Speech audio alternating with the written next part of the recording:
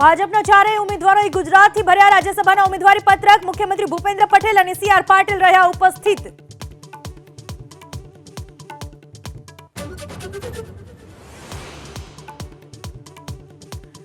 कांग्रेसे शहर और जिल्लाना 13 प्रमुखना नाम कर्या जाहिर। मनोज जोशी जूनागढ़ शहर तो सुरेन्द्रनगर जिला कांग्रेस प्रमुख नौशाद सोलंकी, गुलाबसिंह चौहान ने महीसागरनी जवाबदारी।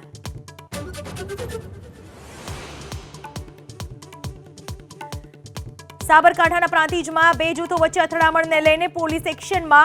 ભાખરિયા સહિતના વિસ્તારોમાં પોલીસનો ચુસ્ત બંદોબસ્ત અને ફૂટ માર્ચ।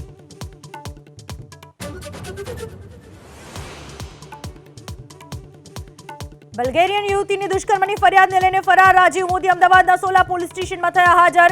એસઆઈટી વડા ચિરાગ કોરડિયાએ રાજીવ મોદીની કરી પૂછપરછ।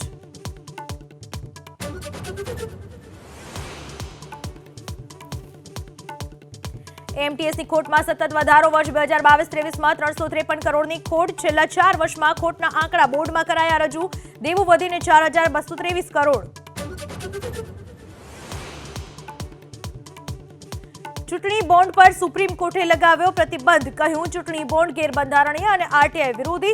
6 માર્ચ સુધીમાં ચૂંટણી પંચને માહિતી આપવા એસબીઆઈને આદેશ।